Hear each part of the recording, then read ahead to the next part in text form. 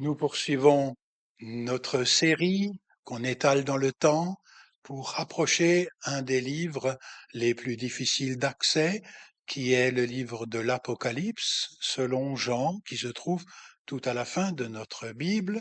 Je vous rappelle qu'il s'agit là de lectures à faire dans les églises. Ce sont des lettres circulaires. Et ce que nous allons lire aujourd'hui et approcher n'est pas des plus faciles parce que nous n'avons pas l'habitude de mettre une relation entre les jugements et Dieu dans notre histoire. Voilà, il s'agit de lettres dont les destinataires sont des églises de maison d'une province romaine qui s'appelait dans le temps la province romaine d'Asie. Des églises de maison ou des synagogues de maison, c'est pareil. Mais qui ont ça de particulier que ces croyants-là, ils ont reconnu en Jésus le Messie d'Israël, le Sauveur du monde. Mais voilà, ça se passe pas très bien parce que eux, comme d'autres Juifs, refusaient d'adorer l'empereur. Dans un temps où l'empereur, ce pouvoir en place à l'époque, demandait qu'on fasse le culte de l'empereur pour pouvoir fonctionner dans l'empire. Nous arrivons à des endroits où il va être question de sceaux qui vont être ouvertes par l'agneau.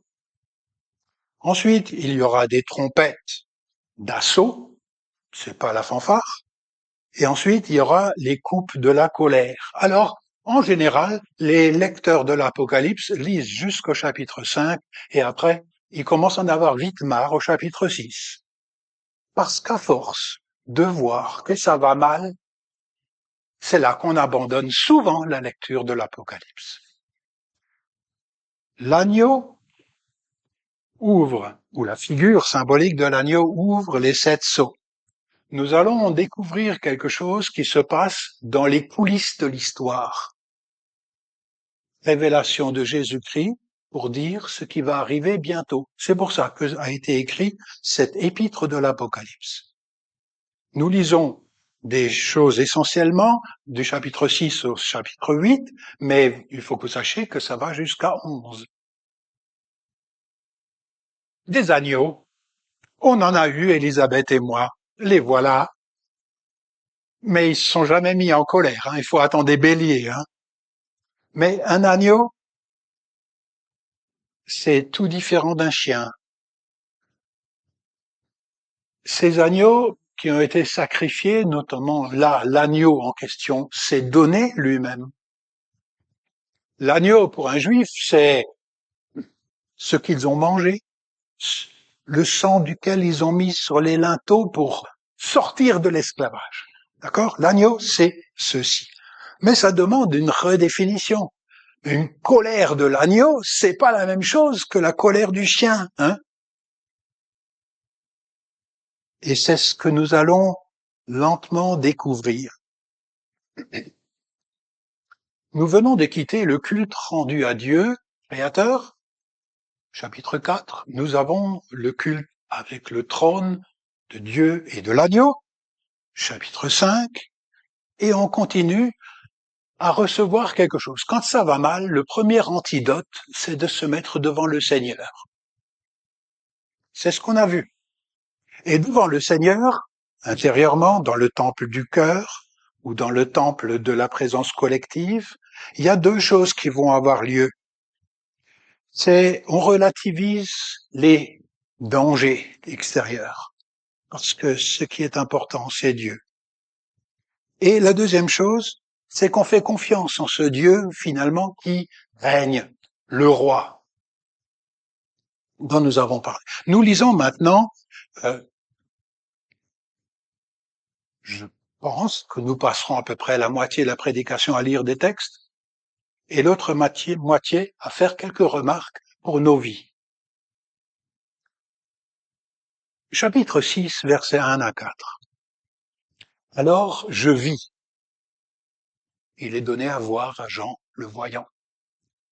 Quand l'agneau ouvrit le premier des 7 sceaux, j'entendis le premier des 4 animaux, souvenez-vous, ça, 4 animaux, le lion, le bœuf, l'humain et l'aigle. Ce sont des grands symboles de la création de Dieu, qui sont devant le trône de l'agneau.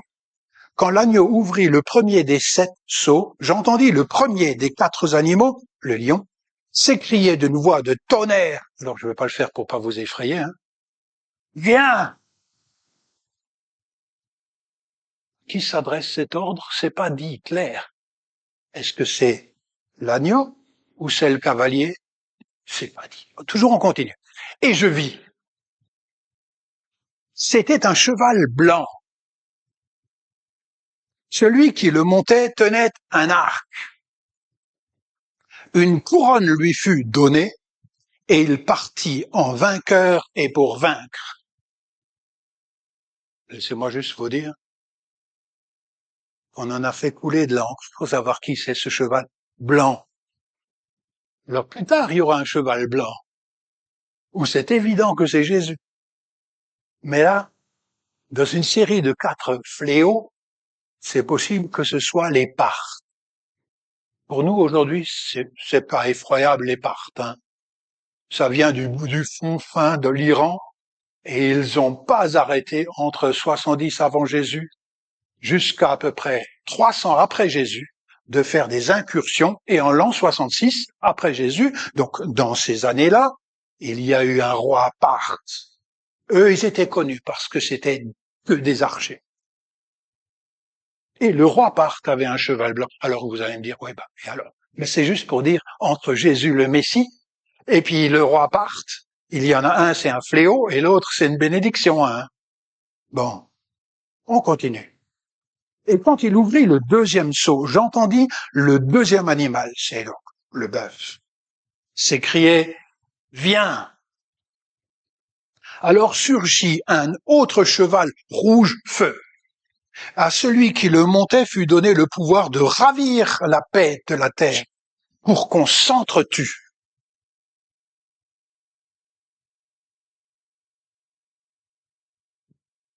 Il lui fut donné une grande épée. Alors, je vous montre une gravure d'une des vieilles Bibles. On se trouve dans les premières Bibles. On continue. Une première Bible où il y a Albrecht Dürer, était un graveur. Et bon, vous voyez pas grand-chose, mais ici il y a de la place, hein.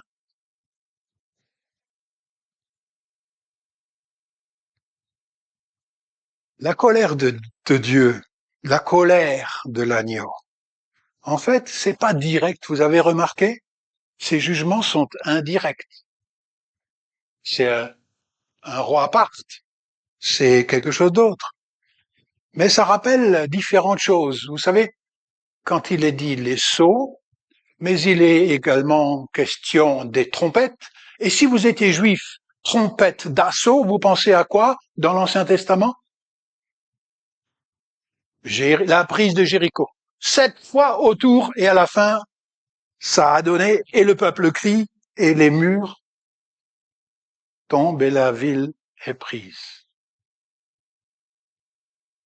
Et si je vous dis fléau, vous êtes juif, à quoi vous pensez? C'est une bonne nouvelle ou une mauvaise nouvelle? C'est une bonne nouvelle, les fléaux, ou une mauvaise nouvelle pour les juifs? Pour les juifs. Mais pour nous, catastrophe. D'accord? D'accord? Mais pourquoi c'est une bonne nouvelle pour les juifs?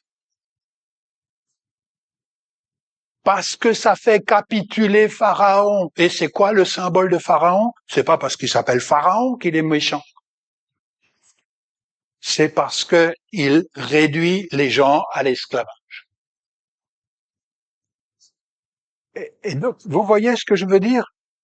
Léo, attention à ce qui nous passe par la tête.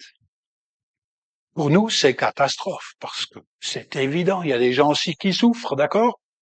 Mais quand il est question des coupes de la colère, on retrouve quelque chose de l'épître, de l'Exode avec les jugements d'une nation maltraitante.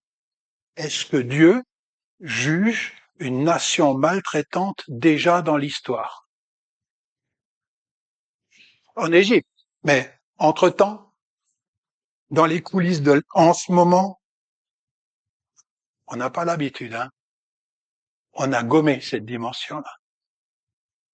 Mais imaginez-vous, voilà des gens qui souffrent, et voilà que Dieu intervient pour faire plier les nations maltraitantes. De eux, les chrétiens, mais pas que eux, des autres minorités aussi. D'accord? De trop focaliser sur nous, les martyrs, on oublie. Et je me souviens qu'avec ma femme, on s'est promené dans certains anciens pays du bloc soviétique où Staline a déplacé, mais pas que les chrétiens, comme on nous a toujours dit. Tous les peuples, c'est une manière de mater les gens. Vous comprenez? Mais l'évangile aussi entraîne avec elle un jugement sur le mal. Ça, on a moins l'habitude de le dire. Alors, on est un peu inconfortable. Devant les chapitres et le sujet d'aujourd'hui, vous êtes mal tombé.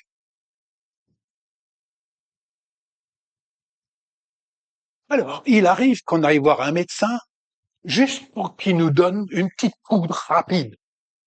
D'accord? Mais le même médecin, si c'est un bon médecin, il dit, attendez, le mal est plus profond que ça. C'est pas une petite poudre rapide qu'il vous faut. C'est une nouvelle thérapie. Ce que je veux dire par là, le médecin, en fait, dit que le mal qu'il faut opérer dans le monde ou à la corruption est plus profond et qu'il y a des choses à ôter, des choses à changer.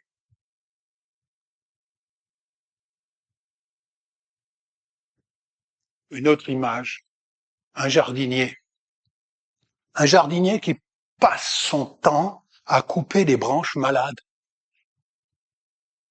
Est-ce que Dieu serait pas aussi ce jardinier qui passe du temps à couper les branches malades, pas parce qu'il a une lubie sur les branches malades, mais parce qu'il veut sauver ce qui peut encore l'être.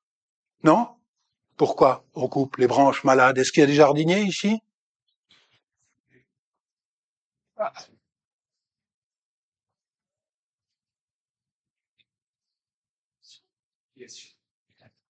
La diffusion du mal doit être empêchée. Alors, quand vous êtes dans ces églises de maison ou synagogues de maison chrétiennes, hein, c'est douloureux. Vous êtes sous quelque chose qui vous échappe, c'est massif. Vous vous sentez faible. Et tout d'un coup, comprendre que Dieu n'abandonne pas le monde commence à faire que l'espérance de nouveau grandit. Guérison en profondeur, sans rafistoler superficiellement un monde corrompu.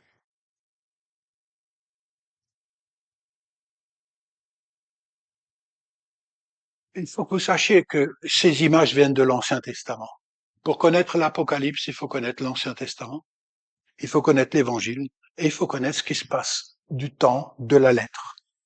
C'est la raison pour laquelle c'est pas si aisé d'approcher ce livre.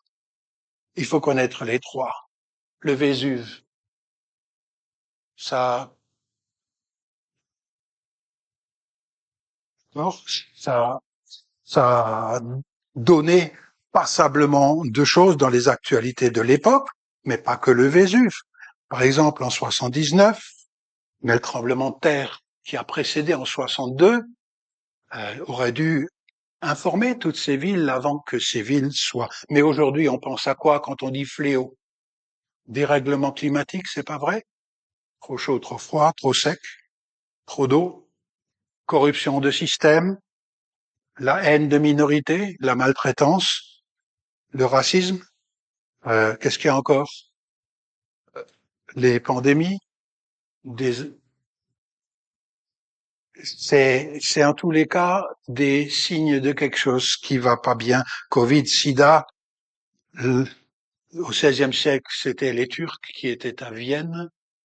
La peur, pendant longtemps. Les drogues, la mégalomanie de dirigeants. Mais ça, c'est focalisé sur ce qui va pas bien. Il faut, dans un autre culte, qu'on dise, mais compte les bienfaits de Dieu qui vont bien. Mais là, ça va pas bien. Et ça va pas bien. Dans le livre de Zacharie, il y a déjà un homme qui est monté sur un cheval roux. C'est Zacharie 1. Je vous rends juste attentif que ces images viennent de l'Ancien Testament. Et que représente-t-il, dit le prophète? Et le prophète, dans Zacharie 1, versets 8 à 10, dit, ce sont ceux que le Seigneur a envoyés parcourir la terre. Ces chevaux, le Seigneur a envoyé parcourir la terre. Et à un moment donné, jusqu'à Zacharie dit, jusqu'à quand tarderas-tu à prendre pitié, Jérusalem? Ceci juste pour vous dire qu'il est important de comprendre ça. Nous continuons la lecture. On n'en est qu'au deuxième, il y en a 7. Hein. Quand il ouvrit le troisième sceau, l'agneau, j'entendis le troisième animal, donc la figure humaine, s'écrier, viens. Et je vis, c'était un cheval noir. Celui qui le montait tenait une balance à la main. Et j'entendis comme une voix au milieu des 4 animaux qui disait, une mesure de blé pour un denier et 3 mesures d'orge pour un denier, quant à l'huile et au vin n'y touche pas. Heureusement. Mais ça veut dire famine. Famine. Quand il ouvrit le 4e sceau, j'entendis le 4e animal, l'aigle, s'écrier, viens. Et je vis, c'était un cheval blême. Celui qui le montait, on le nomme la mort. L'Hadès le suivait, le séjour des morts.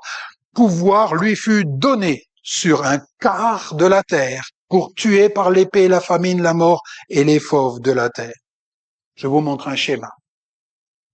Simplement, voilà. Pourquoi y a-t-il dans la Bible ces 4 premiers et ce ne sont là que les sceaux? Au 7e sceau, il y a les 7 trompettes. À la trompette, il y a les 7 coupes. Et il y en a à un moment donné jusqu'à assez. Quand on a le désir de vengeance et qu'on entend ça dans les synagogues chrétiennes, des gens qui souffrent, à un moment donné, ils comprennent Dieu prend la justice en charge. On continue la lecture. Quand il ouvrit le 5e sceau, je vis sous l'autel. L'autel, c'est la présence de Dieu. Il y en a qu'un seul. C'est pas comme dans les églises aujourd'hui, hein, où on appelle ça autel. D'accord? À Jérusalem. Ou l'autel de Dieu. Donc, dans la présence intime de la présence de Dieu, les âmes de ceux qui avaient été immolés à cause de la parole de Dieu et du témoignage qu'ils avaient porté. Rappelez-vous, Jean, le visionnaire, était sur l'île de Patmos à cause de la parole de Dieu et du témoignage de Jésus. Ils sont là. Et ces âmes, curieusement, ont une bouche. Ils criaient d'une voix forte, jusqu'à quand? Et ça rappelle le passage que j'ai lu tout à l'heure de Zacharie. Maître saint et véritable, jusqu'à quand tarderas-tu à faire justice et à venger? Mais un chrétien se venge pas, non? Et à venger notre sang sur les habitants de la terre. C'est Dieu qui venge. L'agneau intervient dans l'église. Vous souvenez-vous, et j'ai vu le Fils de l'homme se promener au milieu des chandeliers. C'était l'église. Mais là, il se promène au milieu du monde. Et il faut entendre ce cri de gens qui souffrent et qui disent c'est pas juste. Il faut entendre le cri des gens qui disent c'est pas juste. Et il faut les laisser s'exprimer. Parce que si dans l'église on peut plus exprimer l'injustice, alors c'est que probablement c'est plus une église chrétienne. C'est un club d'adorateurs qui s'en fichent de la réalité. Ici, c'est important. La solidarité avec des gens qui trinquent, qui sont victimes et qui agit néanmoins en vue d'en sauver quelques-uns. Ça, c'est Dieu. La suite du texte. Alors il leur fut donné à chacun une sorte de revêtement en guise de corps. Alors c'est des âmes. Une robe blanche. Et il leur fut dit de Sion.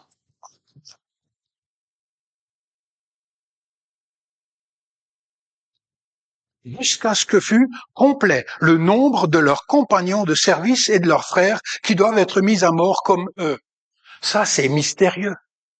Dieu a un plan d'un nombre complet. Moi, ça m'échappe, mais j'entends que Dieu souhaite une chose, c'est le témoignage de ces gens, parce qu'il aime pas détruire, il aime sauver.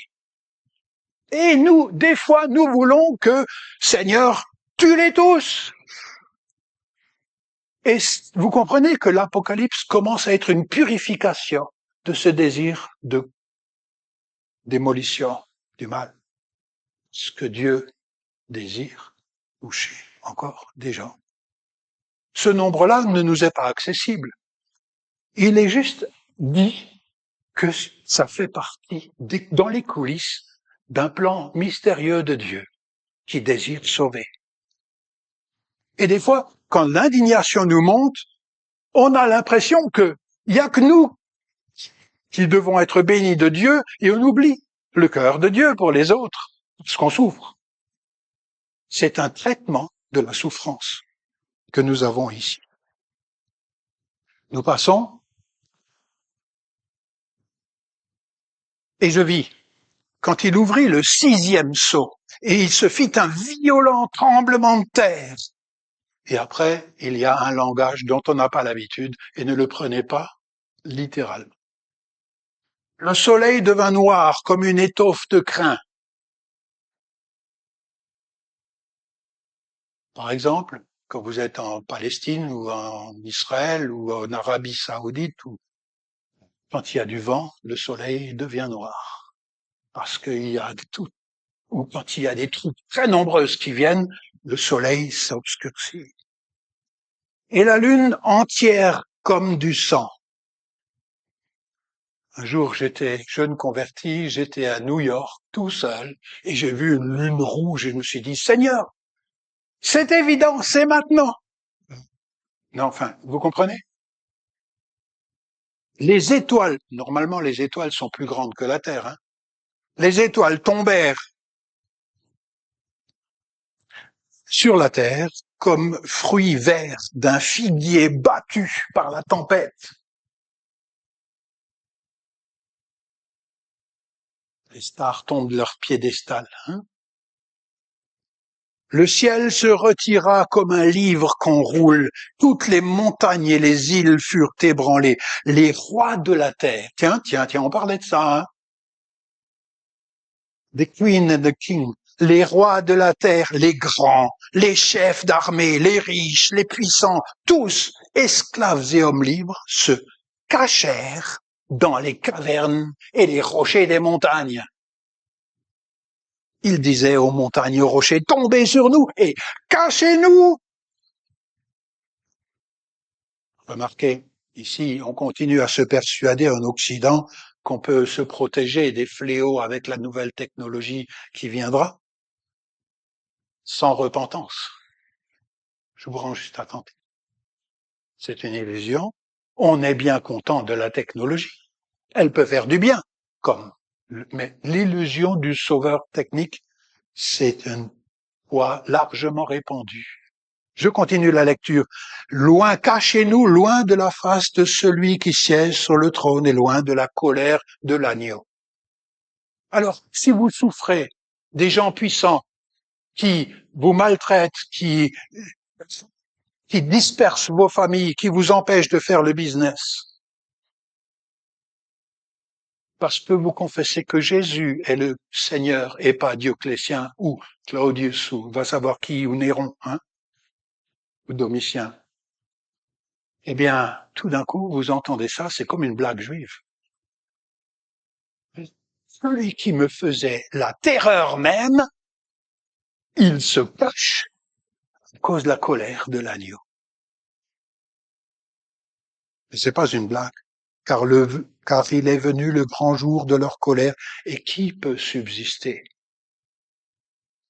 Alors, j'ai cherché dans un des premiers commentaires latins que nous avons de l'Apocalypse. C'est tardif, c'est au IIIe siècle, début du IIIe siècle. Il y a un monsieur qui s'appelle Victorin. Il dit, je le dis, Il ne faut pas chercher un déroulement chronologique dans l'Apocalypse, mais chercher ce qu'elle veut dire.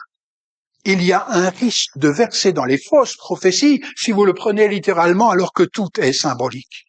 Ainsi, ce qui est écrit à propos des trompettes, chapitre 8 à 11, ce qui est écrit au sujet des coupes, de la colère, chapitre 1, et concerne tantôt les désastres fléaux envoyés au monde, tantôt les actes insensés de celui qui s'oppose au Christ, tantôt des blasphèmes des peuples, tantôt le fait que les fléaux ne s'abattent pas indistinctivement sur tous les hommes, mais sur quelques-uns, tantôt l'espoir du règne des chrétiens, tantôt les ruines des cités, Babylone, Rome, tantôt la ruine de Babylone, c'est-à-dire Rome. Fin de citation. C'est un bon avertissement pour nous. Alors, vous êtes comme moi. Les forts partent en vainqueur. On dirait le journal de ce matin. La paix est ravie. Les hommes s'entretuent. On dirait le journal. L'épée, la famine, les épidémies,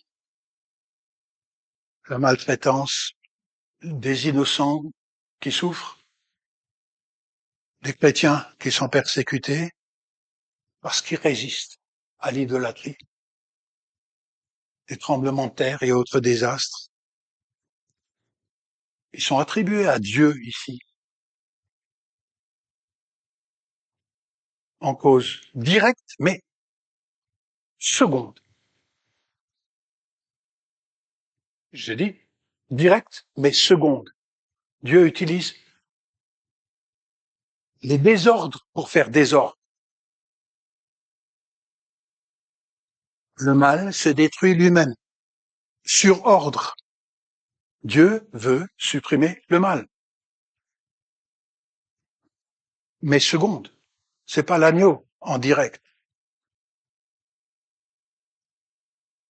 Je crois que c'est important de le voir. J'aimerais vous montrer quelque chose et après j'arrive à 4 conclusions pour nos vies, à nous tous. C'est un schéma. Pas celui-là, on passe. Oui, on voit plus le schéma. Ça c'est estompé. Ce que je voulais montrer, c'est il y a les 7 sceaux. Il y a ensuite les 7 trompettes. Et ensuite, il y a les 7 couples. C'est 3 fois 7. Comme si Jean, le visionnaire, avait reçu pour l'Église l'idée que Dieu prend en charge, et croyez-le, quand il prend en charge, c'est la totale contre le mal.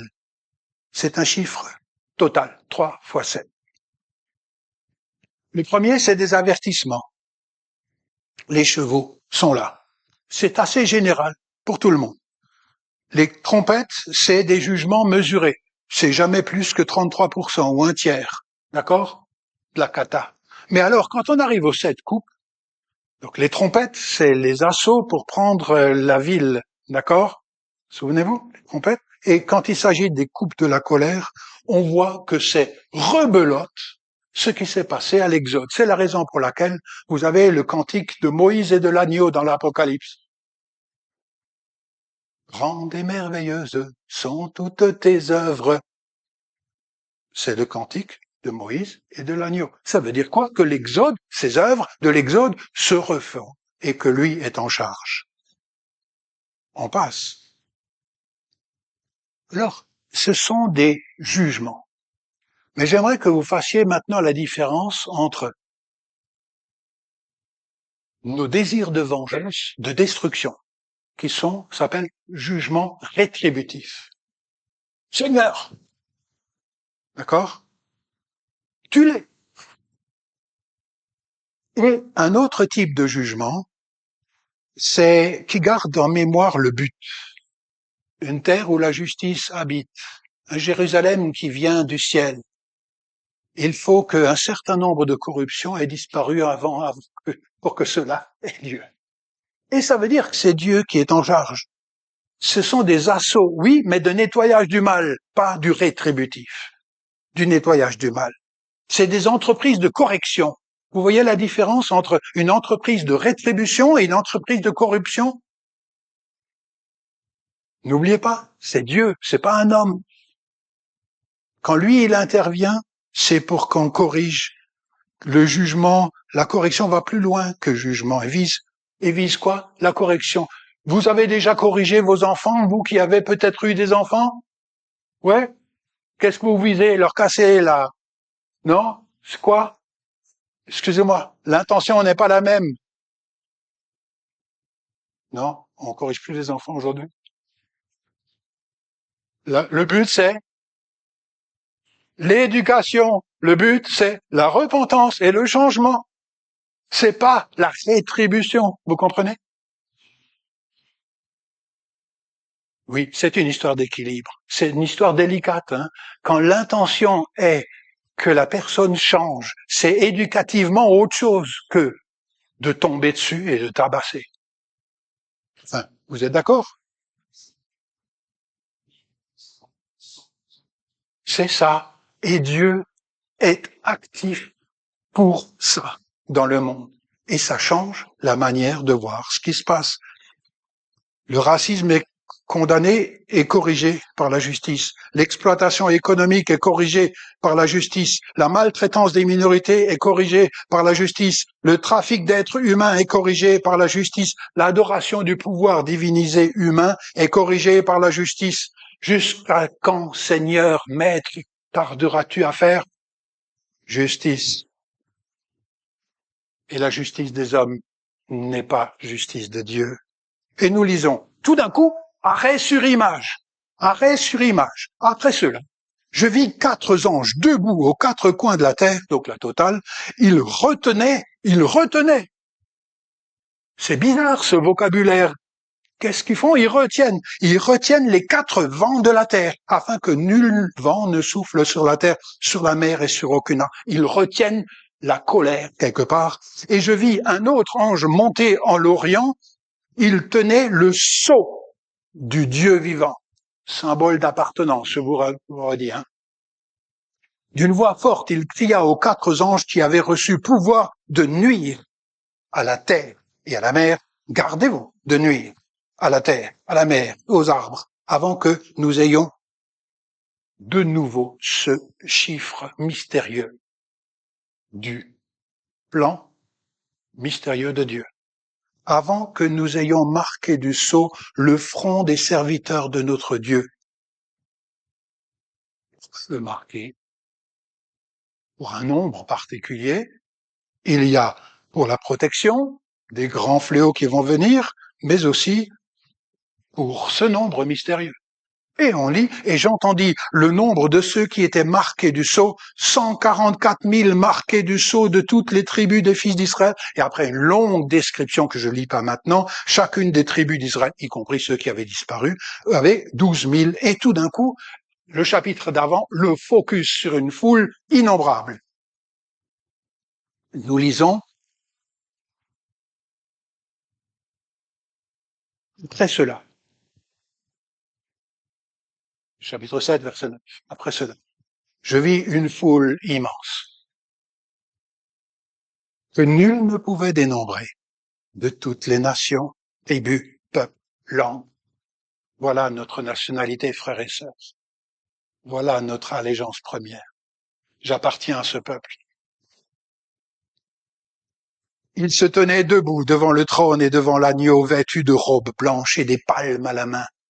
Ils proclamaient à haute voix, le salut est à notre Dieu, qui siège sur le trône et à l'agneau.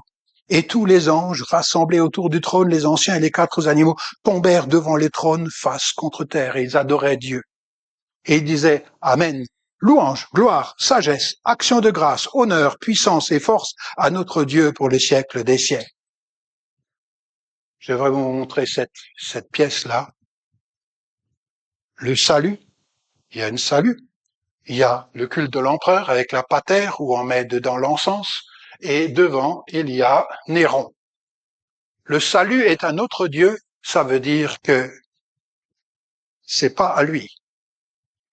Nous, on lit l'Apocalypse, des fois pas avec. Alors, je tire 3 conclusions. L'Apocalypse nous dit qu'ils ne se repentirent pas, le reste des hommes. Apocalypse 9, verset 20. Mais alors, comment on arrive d'une petite église de maison à une foule que personne ne pouvait compter? Dites-moi.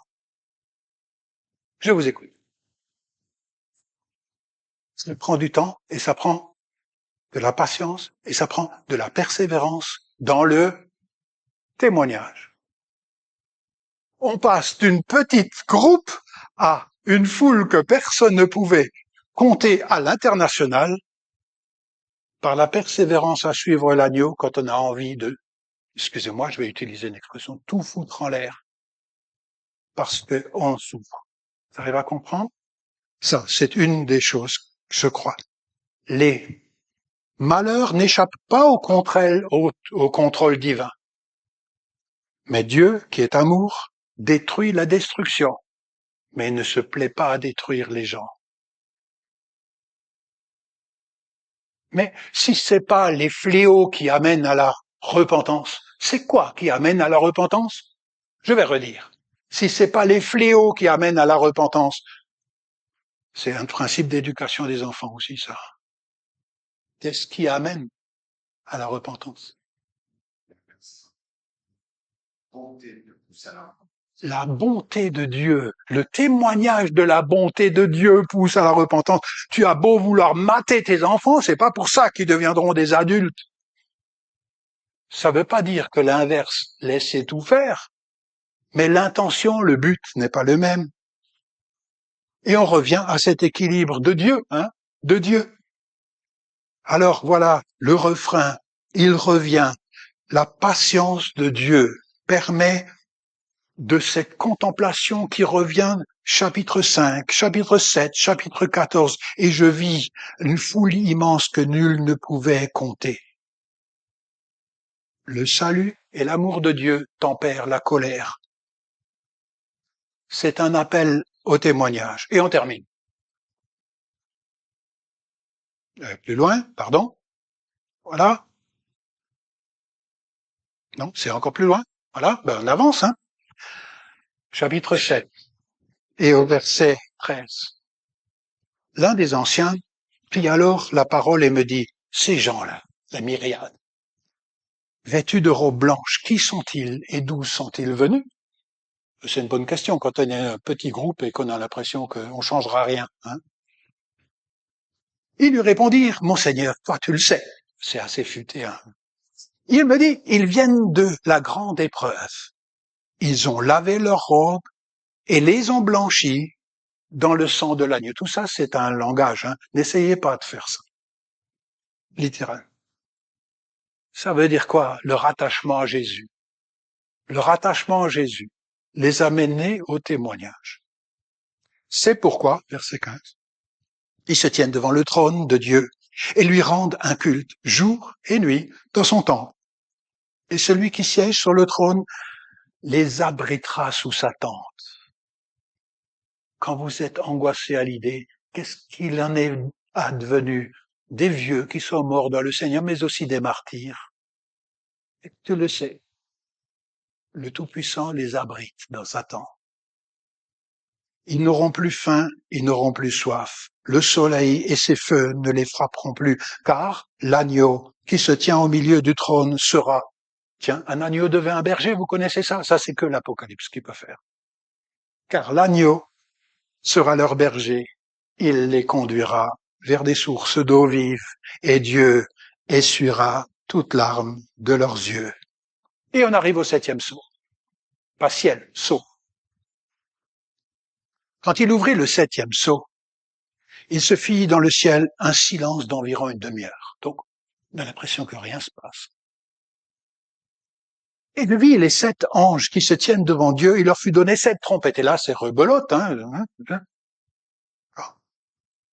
Les trompettes de Jéricho, Josué 6. Un autre ange vint se placer près de l'autel. Il portait un encensoir d'or. Bon, nos cultes, il n'y a pas beaucoup d'encensoirs ici. Mais voilà le symbole. Et il lui fut donné des parfums en grand nombre pour les offrir avec les prières de tous les saints. Attention, attention, il y a des prières qui sont récupérables. Les prières liées à la justice, à l'agneau. mystérieusement dans l'histoire, sont récupérables. Et qu'est-ce qui se passe? Ils sont offerts dans un culte sur l'autel d'or qui est devant le trône de Dieu. Et de la main de l'ange, la fumée des parfums monta devant Dieu, avec les prières des saints. L'ange prit alors l'encensoir et le remplit du feu de l'autel et le jeta sur la terre, et ce furent des tonnerres, des voix, des éclairs et un tremblement de terre. Vous avez vu? Là, il y a une relation entre notre obéissance, notre rapport à Dieu, et ce qui se passe dans les coulisses de l'histoire. Alors oui, nos prières ont une place dans l'histoire qui se déroule mystérieusement, comme le nombre mystérieux a une place, comme le témoignage a une place. Je crois que c'est important. Les prières de tous les saints et nos prières également. Je termine là-dessus. Une dernière pièce. C'est une pièce romaine. Une pièce romaine prochaine, qui est celle-là que vous voyez pas bien, où on voit quelqu'un sur le trône, des gens avec une pale, avec des palmes, d'accord? Comme quand Jésus est rentré dans Jérusalem.